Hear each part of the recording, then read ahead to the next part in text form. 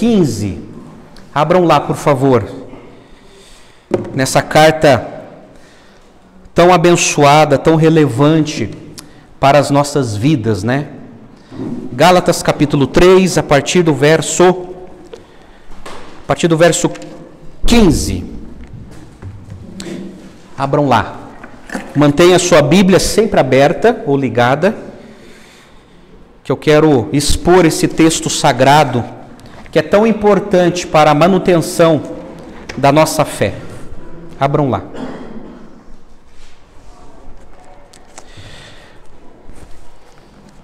Gálatas capítulo 3, a partir do verso 15, hoje eu quero falar sobre o assunto do texto, a lei de Deus e a promessa de Deus. E Paulo continua aqui defendendo o Evangelho, a justificação pela fé somente, e ele continua a sua argumentação exaltando a justificação e desmontando os argumentos dos judaizantes que diziam que um cristão só era salvo pela fé em Jesus, mais a observância da lei. E Paulo falou, não, o ser humano é incapaz de cumprir a lei revela o nosso pecado, a lei revela a situação da nossa alma, mas nós precisamos de Cristo para ser salvo. Então esse é um problema tão grande, que é um problema dos dias de hoje. Hoje as pessoas, elas não entenderam que elas serão salvas somente pela fé. As pessoas pensam que serão salvas pelas suas prerrogativas, pela sua caridade ou por cumprir um código religioso transmitido em leis. Isso é um engano. E Paulo aqui ele está resgatando, e é o tema da carta, a liberdade cristã, a liberdade que temos em Cristo Jesus. Em Gálatas capítulo 3, a partir do verso 15, ele escreveu assim: Irmãos, falo em termos humanos, ainda que uma aliança seja meramente humana, uma vez ratificada, ninguém a revoga ou lhe acrescenta coisa alguma. Ora, as promessas foram feitas a Abraão e ao seu descendente. Não diz e aos descendentes, como falando de muitos, porém, como falando de um só, e ao seu descendente, que é Cristo. E digo isto, uma aliança já anteriormente confirmada por Deus não pode ser revogada pela lei, que veio 430 anos depois, a ponto de anular a promessa. Porque se a herança provém de lei, já não decorre de promessa, mas foi pela promessa que Deus a concedeu gratuitamente a Abraão. Logo, para que é a lei? Ela foi acrescentada por causa das transgressões, até que viesse o descendente, a quem se fez a promessa, e foi promulgada por meio de anjos, pela mão de um mediador. Ora, o mediador não é de um só, mas Deus é um só. Seria então a lei contrária às promessas de Deus? De modo nenhum. Porque se fosse promulgada uma lei que pudesse dar vida, então a justiça seria de fato procedente de lei. Mas a Escritura encerrou tudo sob o pecado, para que mediante a fé em Jesus Cristo a promessa fosse concedida aos que o creem. Até aqui. Vamos orar mais uma vez? Ó Pai Celestial, fala conosco através da Tua palavra, ó Pai, iluminando a nossa mente para entendermos mais uma vez a preciosa fé que o Senhor tem nos dado, que tem nos capacitado a crer em Cristo e em tudo aquilo que Ele fez por nós na cruz. Livra-nos, ó Deus, do legalismo, livra-nos, ó Deus, de tudo aquilo que não provém de Ti, e fala conosco através da Tua palavra, Senhor, a Tua palavra. Nós oramos e assim desejamos, em nome do Senhor Jesus. Amém e amém. Amados, a lei e a promessa de Deus. Agora é interessante que vocês sabem que Paulo, que escreveu essa carta, Ele escreveu no ano 50 depois de Cristo. E ela foi enviada para os cristãos da Galácia do Sul. Qual foi o propósito? Porque essa carta foi escrita e enviada para os cristãos da Galácia do Sul. Foi auxiliar os cristãos da Galácia a resistir os falsos mestres que pregavam que só era salvo quem acrescentava a fé em Cristo ao mérito humano da obediência à lei. Recapitulando, qual era o problema ali em Gálatas? Como Paulo e Barnabé plantaram várias igrejas na região da Galácia e depois eles foram embora, as igrejas da Galácia foram visitadas pelos missionários judaizantes que saíram lá de Jerusalém. E quando eles chegaram na região da Galácia, eles começaram a denegrir o apostolado de Paulo e começaram a manchar o evangelho que Paulo tinha ensinado. Porque Paulo deixou bem claro que nós somos salvos pela graça, somente pela fé.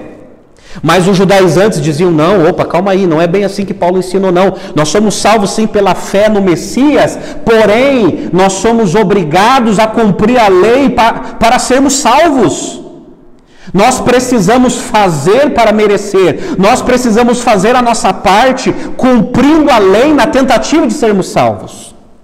Paulo, sabendo disso, ele escreve essa carta, que é considerada a primeira carta que ele escreveu. É uma carta correção, enviado para os crentes gálatas, mostrando para eles a tristeza de Paulo, deles terem se desviado do verdadeiro evangelho, e ter abraçado o evangelho falso dos falsos mestres.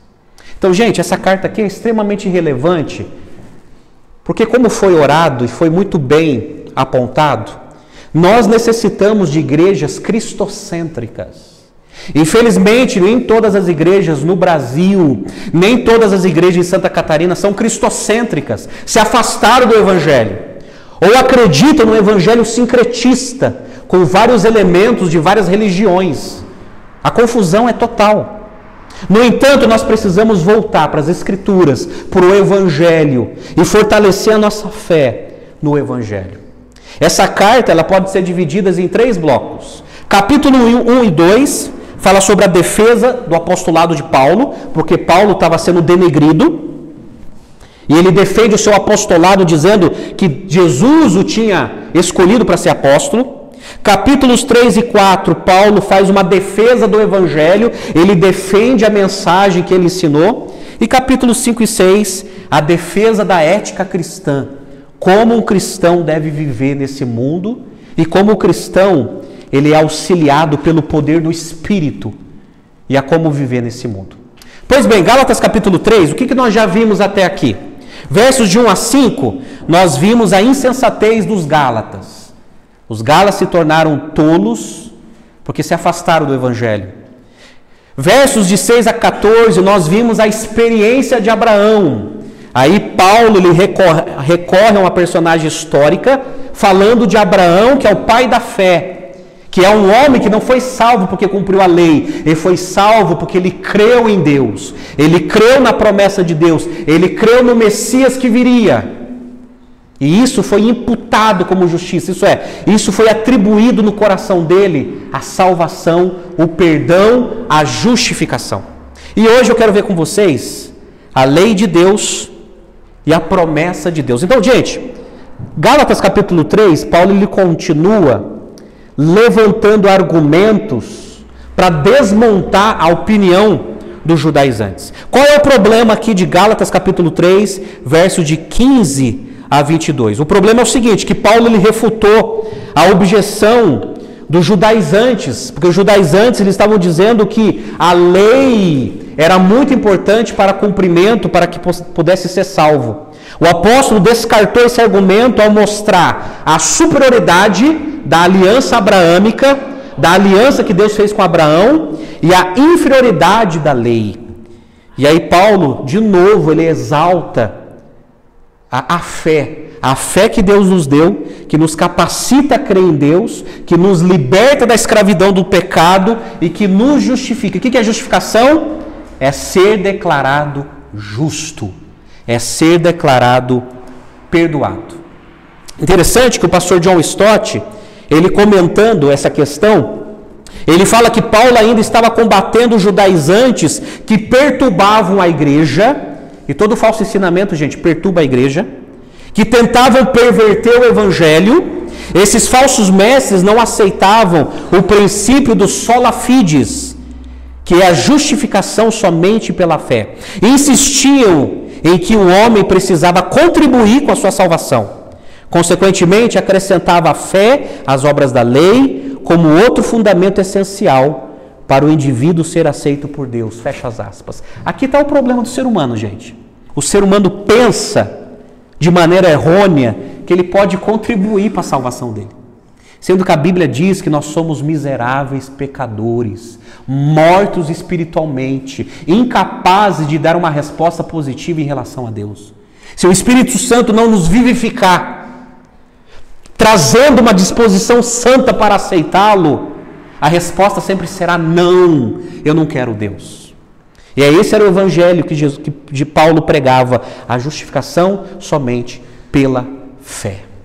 Então, nesse trecho, Paulo prossegue com seus argumentos contra a justificação ou salvação pelas obras da lei, para mostrar que somos salvos pela graça e pela fé somente. Então, olha só, ele continua a argumentação dele. Olha no verso 15 na sua Bíblia, ele fala assim: irmãos, isso aqui é uma palavra carinhosa, meus irmãos, falo em termos humanos.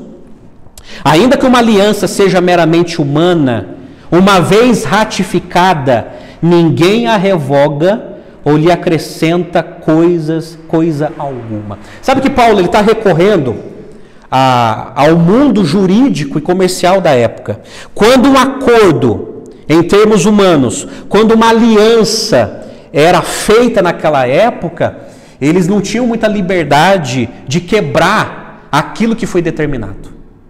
Então, os acordos, os termos eram tão sérios naquela época, no século I, que Paulo ele recorre essa linguagem dizendo o seguinte: olha, a coisa é tão séria que se na nossa sociedade os termos são muito bem aprovados e acordados, imagine Deus que fez uma aliança, um pacto com Abraão. Se os homens são imperfeitos em suas negociações, se os homens foram afetados pelos seus pecados e assim eles têm uma certa seriedade em seus acordos, imagine Deus que fez um pacto, uma aliança com Abraão, o nosso pai na fé. Interessante que o reformador Calvino ele disse o seguinte, abre aspas: se os contratos humanos são ditos como obrigatórios, quanto mais obrigatório é a aliança que Deus estabeleceu. O que Paulo está aqui argumentando? Olha, Deus ele fez uma aliança tão profunda com Abraão, que essa aliança ela vai se perpetuar para todos os crentes, para todas as gerações. Mostrando o seguinte, que as pessoas serão salvas pela fé, à semelhança de Abraão. O pastor John Stott ele chama atenção para essa palavra no grego, essa palavra aliança. No grego clássico e nos papiros, o termo era comumente usado para definir essa palavra, a palavra testamento. Paulo está destacando que os desejos e as promessas expressos em um testamento são inalteráveis. Ora, se o testamento de um homem não pode ser alterado nem modificado, muito menos as promessas de Deus que são imutáveis. Sabe o que Paulo está dizendo para os Gálatas? Deus é imutável, ele não muda de ideia. Se Deus determinou que a salvação será assim, durante a história da humanidade, ele não vai mudar esse termo. Esse termo continuará em vigor dessa maneira até a volta de Jesus. Mas olha o verso 16 na sua Bíblia. Ele diz assim: ora, as promessas foram feitas a Abraão e ao seu descendente. Não diz aos descendentes, como falando de muitos, porém, como falando de um só, e ao seu descendente, que é Cristo. Aqui Paulo está fazendo uma citação de Gênesis, capítulo 12, verso 7, quando fala do descendente. É lógico que, quando você vendo o texto, você entende que esse descendente está se referindo a Isaac. Mas Paulo está empregando essa afirmação aqui, dizendo o seguinte, que além de Isaac, Abraão vai ter um descendente final que é Cristo, o Messias. O Messias virá, ele pregará essa fé à semelhança de Abraão, que ensinou essa fé para a sua família. Mais uma vez eu cito Calvino, quando ele fala assim, gente, olha como ele nos ajuda a entender. O propósito de Deus não era apenas de dar a terra de Canaã aos judeus, mas sobretudo salvar os crentes que estão em Cristo. Essa promessa de Deus é livre e incondicional. Não havia obras a realizar, nem leis a obedecer, nem méritos a estabelecer, nem condições a preencher. E como um testamento humano, essa promessa divina é inalterável. Continua em vigor nos dias de hoje, pois nunca foi rescindida. Deus não faz promessas a fim de quebrá-las. Ele nunca anula, nem modifica a sua vontade. Fecha aspas. É assim, gente, ainda hoje a salvação é pela fé, a salvação não é pelas obras, a salvação não é pelas qualidades, a salvação não é porque você nunca cometeu um crime na vida.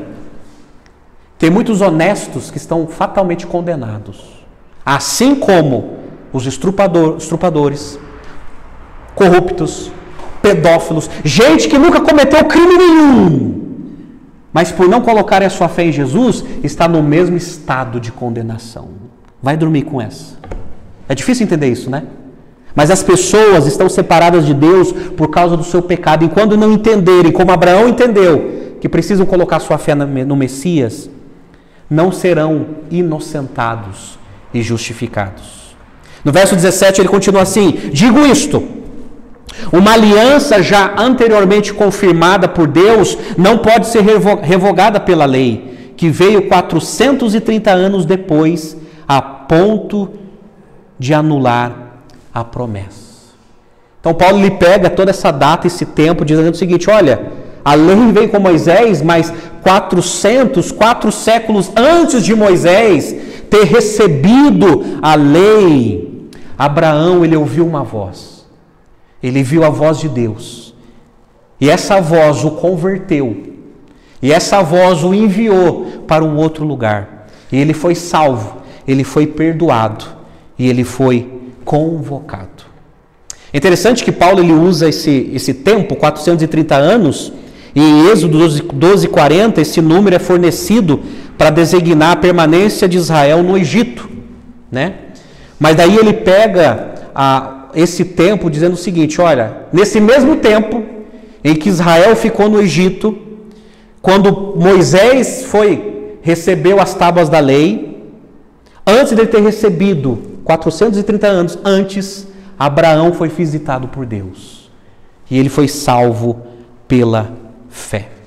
Olha o verso 18 na sua Bíblia: porque se a herança provém de lei, já não decorre de promessa, mas foi pela promessa que Deus a concedeu gratuitamente a Abraão.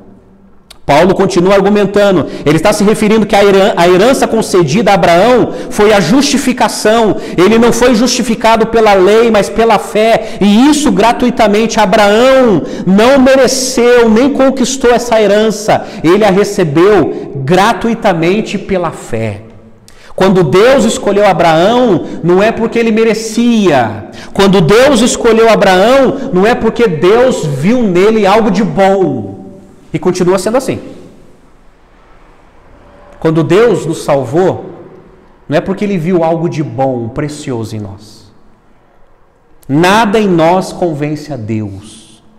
Mas por causa da misericórdia de Deus, ele gratuitamente resolveu salvar Abraão. Está absolutamente correto quando diz que a salvação é um dom gratuito de Deus e não uma conquista humana. É isso que Paulo está ensinando para aquelas igrejas, gente. A salvação não é uma conquista humana. A salvação não é algo que eu faço, não é um ritual que eu faço que vai me promover salvação. A salvação é gratuita, é de graça pela graça. E no verso 19 ele faz uma pergunta retórica na carta: logo, para que a lei? Para que serve a lei? Ela foi acrescentada por causa das transgressões, até que viesse o descendente, a quem se fez a promessa, e foi promulgada por meio de anjos, pela mão de um mediador. Ora, o mediador não é de um só, mas Deus é um só. Aqui ele fala, um dos propósitos da lei.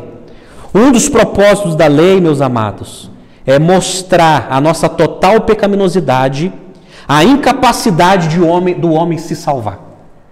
Então a lei, ela revela o padrão de santidade de Deus, ela mostra a nossa pecaminosidade e a nossa incapacidade de se salvar.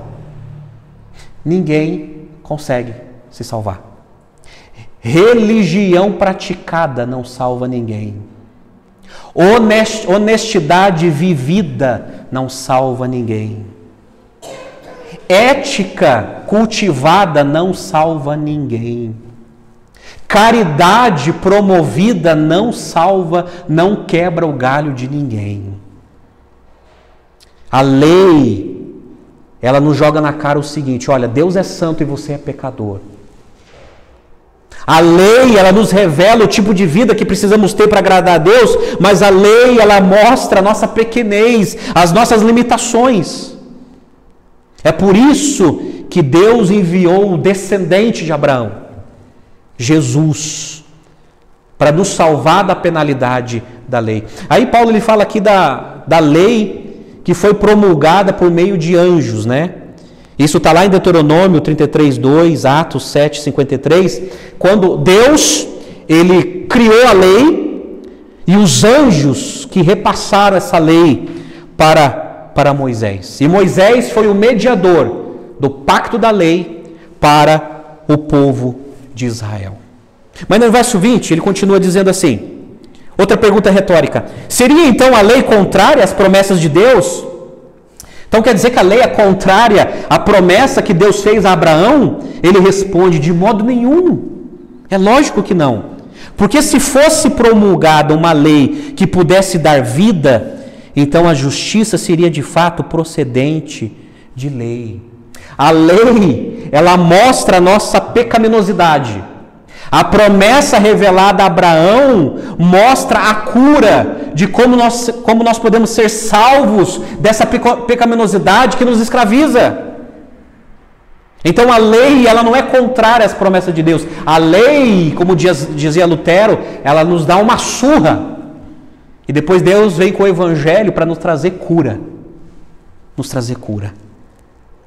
Uma vez que Deus deu ambas e não trabalha contra si próprio, a lei e a promessa operam em harmonia. A lei revela a pecaminosidade do ser humano e a necessidade da salvação oferecida gratuitamente na promessa. Então, gente, a lei, ela mostra os nossos defeitos. E deixa eu te falar uma coisa para você: não existe ninguém nesse mundo que possa dizer que consegue cumprir a lei integralmente. A pessoa que diz isso já está cometendo o pecado da mentira. Não tem como. Eu acho interessante, John Wesley, lá na Inglaterra, ele tinha um método de evangelismo que a gente tem que sempre usar. Ele começava a evangelizar alguém, aí quando uma pessoa se endurecia com a sua presunção, com a sua ética, não, olha, eu vou para o céu porque eu sou ético, porque eu sou bom, porque eu sou honesto, ele apresentava a lei. Ele apresentava os 10 mandamentos e fazia um exame na pessoa, confrontando a pessoa com cada ponto da lei. E no final do evangelismo as pessoas se sentiam frustradas, porque eram reprovadas pela própria lei. Aí ele trazia o remédio, mas olha, tem o evangelho. Jesus morreu na cruz para cumprir a lei por você, para te salvar. Todos aqueles que são confrontados pela lei são reprovados. E o evangelho é que nos perdoa, nos salva, nos convencendo que alguém melhor do que nós cumpriu a lei por nós. E o verso 22, ele encerra dizendo assim: mas a Escritura encerrou tudo sob o pecado, para que mediante a fé em Jesus Cristo a promessa fosse concedida aos que o creem em Cristo. Encerrou tudo sobre o pecado. Interessante que o verbo grego traduzido aqui, encerrar, quer dizer fechar todos os lados. Então a Escritura diz que foi fechado todos os lados. A lei, ela fechou todos os lados. Não tem escapatória de salvação, ela nos enquadra. A lei, uma vez despertada, ela nos enquadra de tal maneira, ela fecha todas as possibilidades. Interessante que essa palavra, ela era usada pelos pescadores na época de Paulo, se referindo aos peixes que eram presos na rede. Os peixes não conseguiam escapar das redes. Então Paulo está dizendo o seguinte: a Escritura encerrou tudo no pecado. Todos, sem esperança, estão no pecado como um cardume de peixes preso numa rede. Os homens estão perdidos, enquadrados pela lei, e a lei toda vez dizendo: você é um pecador. Você é um pecador. Mas ele continua dizendo: mediante a fé em Jesus Cristo, a promessa fosse concedida aos que os creem. Paulo está dizendo o seguinte, gente: a lei nos enquadra, ela revela a santidade de Deus e a nossa pecaminosidade e incapacidade. Mas lembre-se de Abraão, o pai da fé. Deus o salvou, Deus o escolheu, Deus o converteu, e assim Deus continua operando em cada coração mediante a fé em Cristo, que é a promessa que foi concedida a todos que creem em Cristo, que acreditam em Cristo. Que acreditam, que creem no quê? Que Ele é bom? Não. Que creem no quê? Na existência dEle? Que Ele existe? Não. Que creem, que acreditam que Cristo morreu na cruz, assumindo a penalidade da lei contra nós, para nos salvar. Então, gente, olha só que interessante. Abraão, no passado, ele estava olhando para o futuro, para o Messias que viria. E esse Messias, ele creu nesse Messias que o salvou. Nós olhamos para o passado, para aquilo que Cristo fez na cruz, Ele morrendo na cruz para nos salvar. Essa é a diferença entre nós e Abraão. Abraão olhou para o futuro, para o Messias que viria. E nós olhamos para o passado, para o Messias que já veio e que veio nos salvar, perdoar os nossos pecados, nos religar a Deus e mostrando o seguinte: olha, nós não temos capacidades para cumprir a lei, mas nós somos salvos pela fé em Jesus. Amém? Fez sentido? Vocês querem que eu explique tudo de novo? Fez sentido? Então vamos lá. 3 lições. Aplicação. O que esse texto tem a nos ensinar? Esse texto tem alguns pontos importantes a nos ensinar, muito importante. Eu quero compartilhar com vocês 3 lições que nos ajudam a entender e que a gente vai perceber o quanto Deus nos abençoou em Cristo Jesus. Primeira lição: a lei não pode revogar a promessa. A lei de Deus nunca vai tirar a promessa que Deus fez em nossas vidas. Essa verdade está do verso 15 ao verso 18. Eu destaco 4 pontos. Deus espera que todo pacto seja honrado. Se seres humanos pecaminosos têm uma certa seriedade a cumprir pactos e acordos, Deus, Ele é mais sério ainda. Aquilo que Ele prometeu, Ele vai cumprir. E aquilo que Ele disse, aconteceu.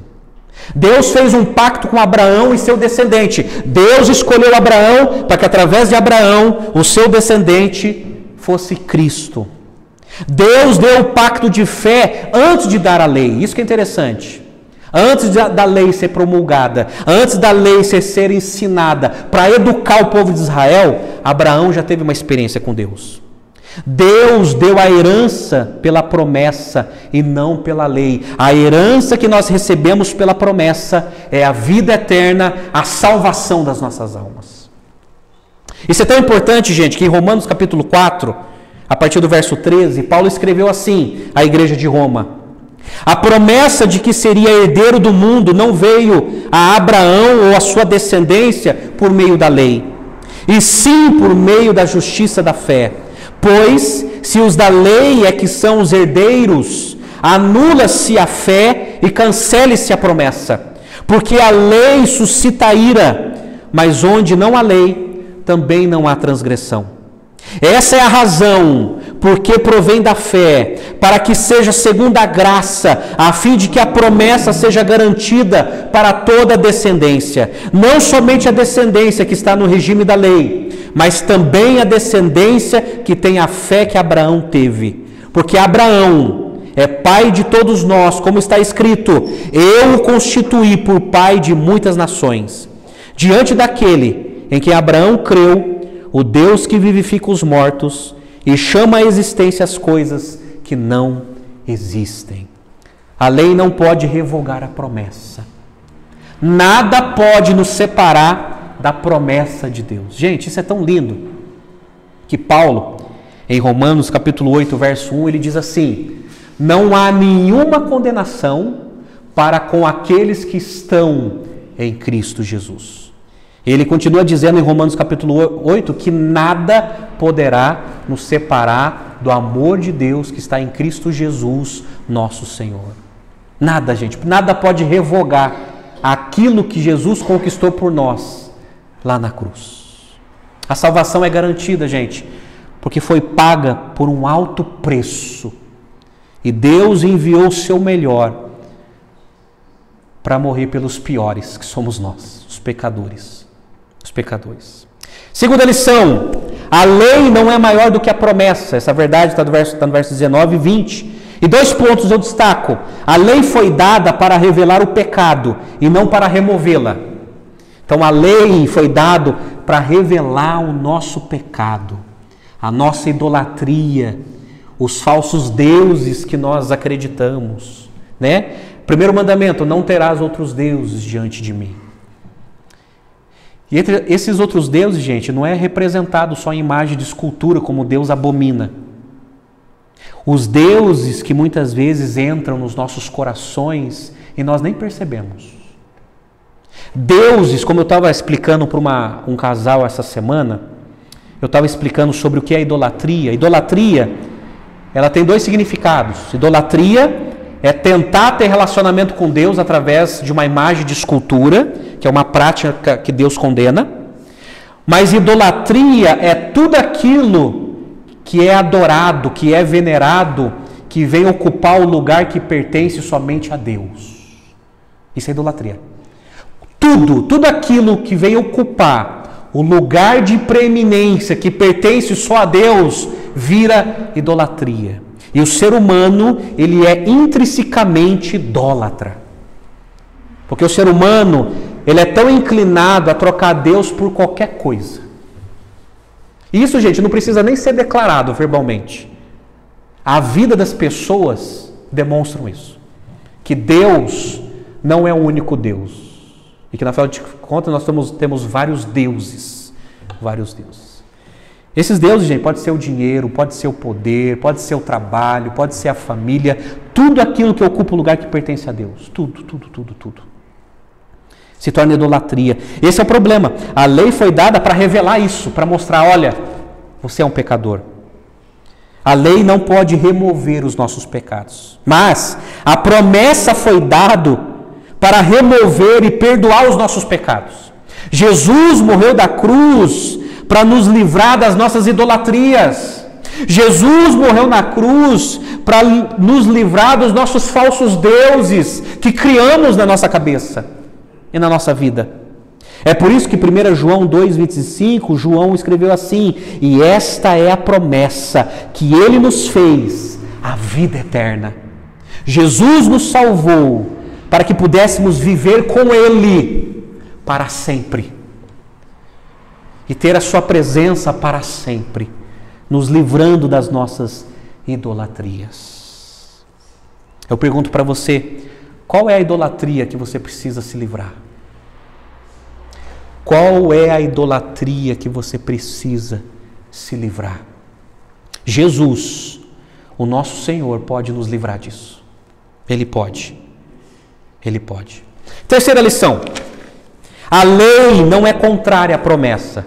Essa verdade está no verso 21 e 22. E, gente, permita-me repassar para vocês o comentário do pastor Hernandes Dias Lopes. Ele escreveu assim, abre aspas: o argumento de Paulo é que a lei não contradiz a promessa, antes coopera com ela, a fim de cumprir o propósito de Deus. Apesar da lei e a graça serem opostas, elas se complementam. A lei cumpre o seu papel no propósito de preparar o homem a receber pela fé a promessa. A lei toma o pecador pela mão e o leva a Cristo.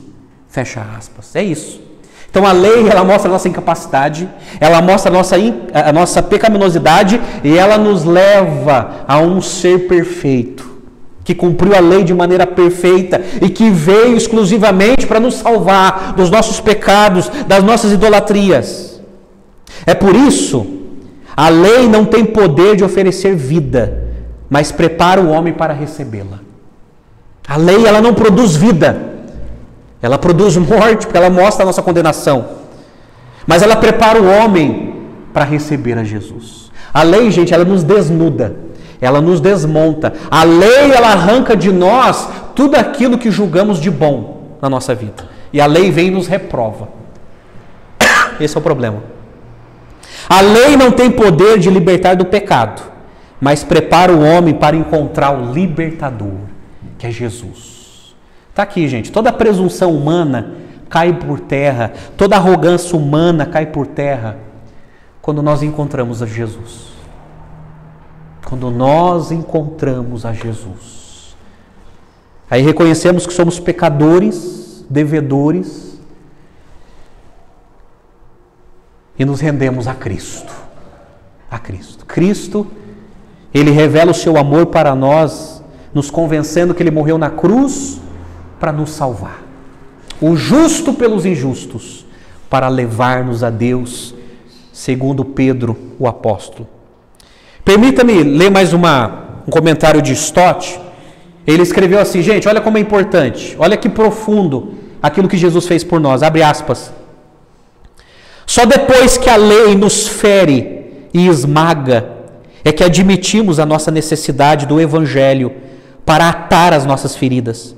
Só depois que a lei nos aprisiona e que anelamos que Cristo nos liberte. Só depois que a lei nos tiver condenado e matado é que vamos clamar a Cristo por justificação e vida.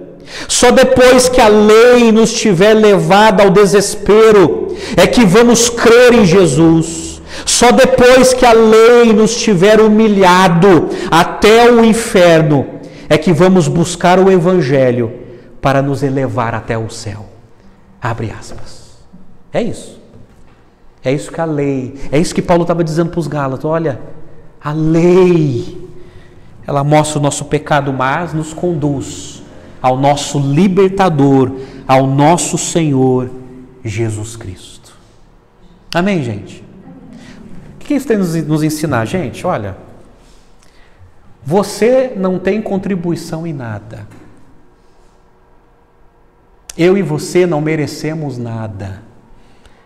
Sabe, gente, esse evangelho sincretista que a gente tem que fazer, tem que praticar aquela lista de regra, tem que praticar famigerado várias coisas. Não, nós somos imperfeitos, gente. Nós não nos salvamos. Aqui está o problema da cabeça de muito catarinense e do Brasil todo. As pessoas pensam que podem se salvar. Elas pensam que podem se justificar. Isso é um engano. Esse era o engano dos judaizantes e esse foi o engano que os Gálatas cometeram de novo. E Paulo veio com o evangelho libertador dizendo, não, lembre-se de Abraão, o pai da fé, que foi agraciado pela promessa de Deus, e essa promessa está se perpetuando, está nos influenciando a conhecer esse Jesus. E Cristo veio ao mundo para nos livrar da penalidade da lei, porque ninguém consegue se salvar.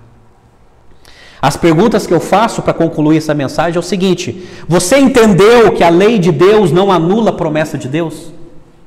A lei de Deus, por mais que seja boa, veremos isso, por mais que seja santa e justa, ela não anula a promessa de Deus, a promessa que Deus fez a Abraão, que alcançaria o mundo através do Evangelho, através do descendente. Você entendeu que a promessa de Deus é para todos aqueles que creem em Jesus? Todos aqueles que creem em Jesus, que foram despertados a crer em Jesus. Essa é a promessa de salvação. Mas a pergunta, gente, que precisa nos perturbar, é o seguinte: você conhece o libertador? Você conhece Jesus? Você conhece Jesus? Eu não estou falando de um Jesus representado numa estátua. Eu não estou falando do Jesus de Hollywood. O Jesus das Escrituras, que veio nos salvar, que veio nos justificar. Aquele que levou sobre si na cruz todos os nossos pecados e que nos deu a justificação. Gente, quando a Bíblia fala que Jesus levou na cruz todos os nossos pecados, está conjugado nos 3 verbos. Jesus levou na cruz o pecado original, que no qual nos afetou, o pecado de Adão e Eva. Jesus levou na cruz os nossos pecados do passado, do presente e do futuro. Tem muita gente que não entende essa extensão da morte, do efeito da morte de Cristo na cruz. Jesus morreu na cruz de uma maneira tão maravilhosa que Ele pagou pelos meus pecados do futuro. O que a gente deve fazer isso? Deve fazer com a nossa vida? Por gratidão e adoração, a gente tem que se devotar a esse Jesus, segui-lo com amor e gratidão, porque Ele levou na cruz todos os nossos pecados. Essa é a promessa de Deus. Você já recebeu esta promessa? Abraão recebeu, quando ele ouviu aquela voz, a voz de Deus, o convertendo e o enviando para uma outra terra. Mas você já recebeu essa promessa? O perdão dos seus pecados, a salvação da sua alma, que nenhuma religião pode promover, a promessa de Deus feita em Abraão e prometida a todos aqueles que nele crê. Jesus, o nosso Senhor e Mestre, Ele veio para nos salvar. Amém, gente? Ele veio para nos salvar. O que nós aprendemos com tudo isso? Que precisamos nos libertar de um evangelho falso. Sabe uma das grandes lutas que a gente tem aqui em Canoinhas, em toda Santa Catarina, conversando com todos esses missionários? O grande problema é que quando a gente vai falar de Jesus para as pessoas, a gente tem que desmontar um falso evangelho que foi ensinado. Isso dá trabalho, gente. Você desmontar na cabeça da pessoa um falso evangelho que há anos e anos e anos a pessoa acreditou. Um falso evangelho parecido com o dos falsos mestres aqui dos judaizantes. Que a pessoa tem que conquistar a salvação. Aí a gente apresenta com muito amor e temor o evangelho da graça de Deus. Você não merece nada, mas Deus, pelo seu amor, enviou o seu Filho para nos salvar. Não há mérito, não há conquista. É Deus nos constrangendo com o seu amor e vindo nos buscar através do seu Filho. Gente, quando as pessoas começam a entender isso, há uma revolução na cabeça, na alma, na vida da pessoa. Porque a pessoa começa a se enxergar: opa, eu não sou tão boa assim como eu sempre pensei, eu tô terrivelmente perdida. Sempre fui sincero, sempre fui sincera, mas sempre estive cego. Mas agora os meus olhos contemplam o Evangelho de Jesus, do Cristo que veio me buscar. Oh, gente, entregue sua vida a Jesus. Siga Jesus. Ele é o único caminho, Ele é a única verdade, Ele é o único que pode nos dar vida, como Deus deu a Abraão. Amém? Vamos orar mais uma vez? Pai Celestial, obrigado pela Tua palavra, essa carta de Paulo aos Gálatas, que também nos convence, ó Deus. Mas além do convencimento, ó Deus, precisamos do convencimento do Teu Espírito. Convença, Senhor, cada um que está aqui nessa noite, cada um que está assistindo. Convença-os, ó Deus, e mostre a Tua glória através das Escrituras, estampada em Cristo, sobre tudo aquilo que Ele veio fazer por nós na cruz do Calvário. Salva-nos, ó Deus, E obrigado pela tua graça e pela fé que o Senhor tem nos dado. Pois reconhecemos que não somos salvos pelas obras da lei, mas somente pela fé, como teve o teu servo Abraão. Ó Deus, obrigado, Pai. Nós te louvamos, nós engrandecemos o teu santo nome e a nossa alma canta ao Senhor. Oramos agradecidos em nome do Senhor Jesus. Amém e amém.